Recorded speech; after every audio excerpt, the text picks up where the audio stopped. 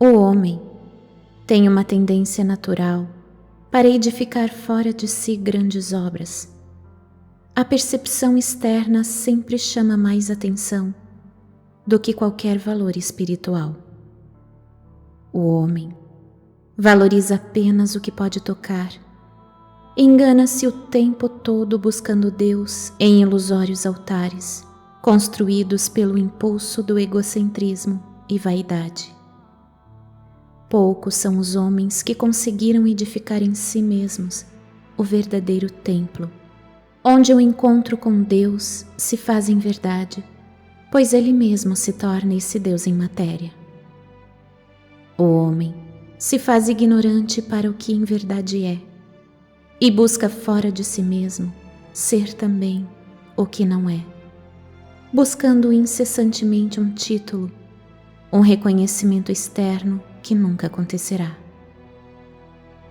Pobre esse homem que se autoflagela em busca de ilusões que nunca o farão completo ou feliz.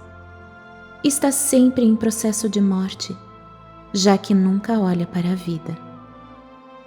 A vida em si a ele pouco interessa, pois as distrações são sempre mais importantes. Para a maioria, viver é estar em eterna distração em busca da felicidade momentânea e satisfações ilusórias. Dificilmente compreendem o silêncio como uma bênção. O silêncio mental, que tem o propósito de colocá-lo em contato consigo mesmo, é pouco aproveitado diante das distrações que a experiência propõe. A escolha por elas é sempre prioridade. O silêncio faz emergir uma espécie de espelho d'alma, que nada mais é do que um encontro com nossa própria significância ou nossa própria mediocridade. E é exatamente isso que o homem teme, por isso se distrai tanto. Pode até ser que seja cultural achar mais fácil administrar o tédio por meio de atividades em que as distrações alienantes sejam tão praticadas, sendo quase obrigatório o se divertir, extravasar, liberar tensão. Quantos enganos nessas práticas! Primeiramente, porque as emoções não são liberadas pelas distrações, mas sim mascaradas por elas e armazenadas no inconsciente doente, o verdadeiro depósito de lixo emocional.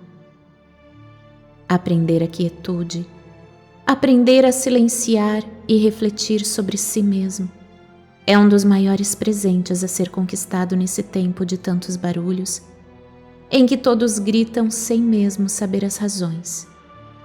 São tantas as distrações, que os gritos ecoam em um lamentoso cântico onde ninguém é ouvido.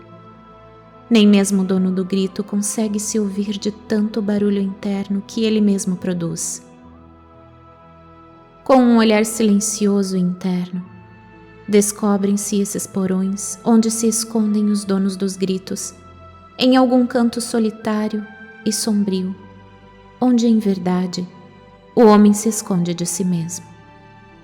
Nesse lugar é onde moram as negações e ninguém deseja se movimentar.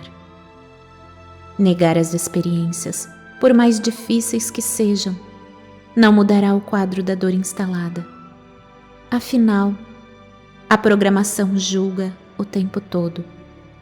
O auto-julgamento é uma prisão. Acreditem nisso, por favor. Somos um sistema em todos os aspectos. O sistema emocional, o mais importante deles, é o sistema que gera energia para as ações do cotidiano, responsável pela experiência de medo e dor que experimentamos do nascimento à morte.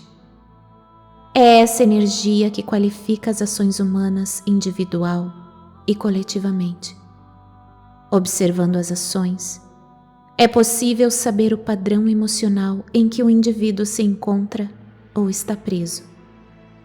Esse sistema é gerado por meio de crenças autoimpostas, principalmente do campo familiar, e é conhecido como repetição de padrão, o campo fenomenológico, e gerado também pelo social, religioso, educacional, entre outros, onde estão guardados segredos invioláveis desses mesmos campos.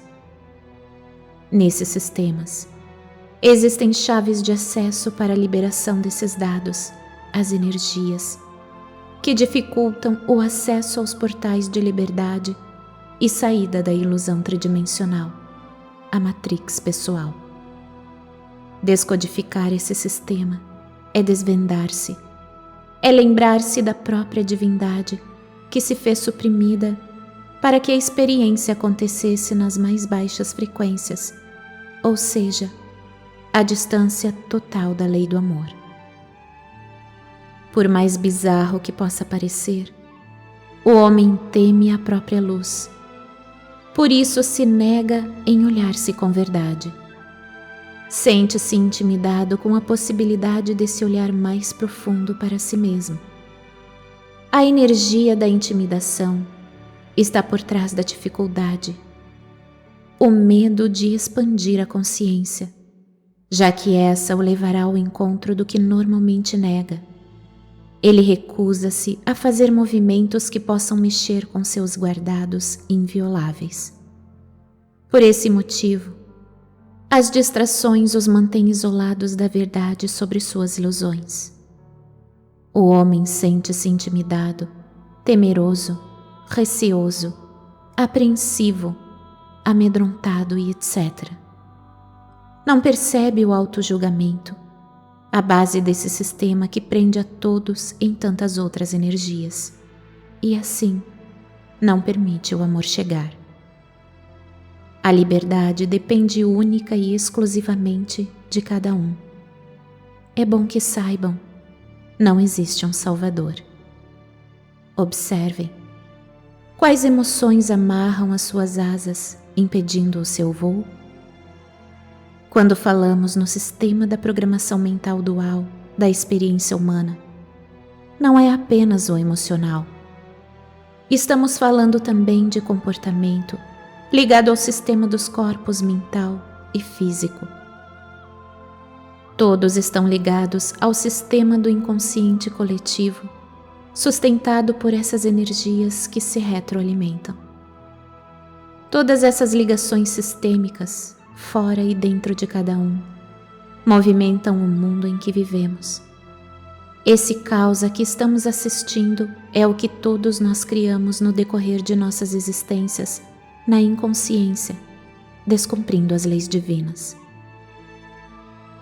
Por éons de tempo, essas leis foram ignoradas e o não cumprimento delas gerou o caos a que assistimos.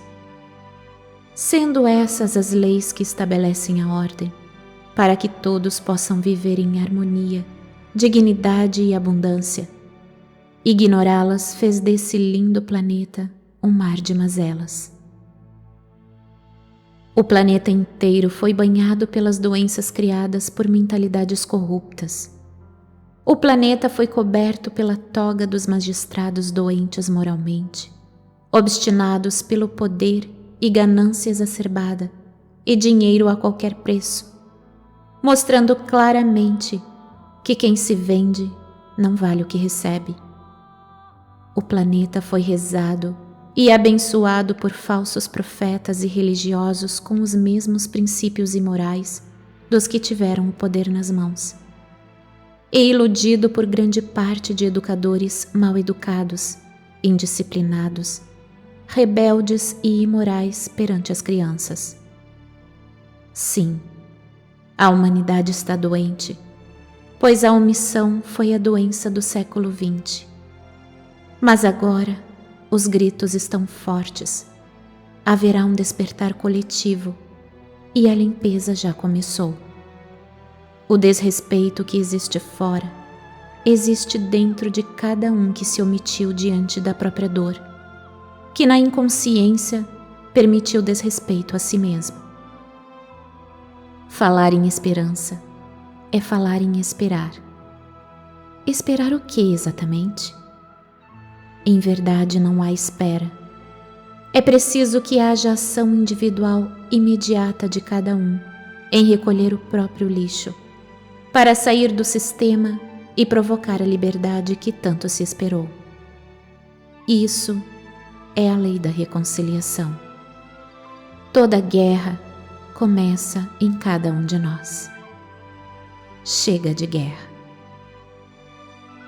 Com amor e verdade, Morada dos Mestres. Por Márcia Vázquez.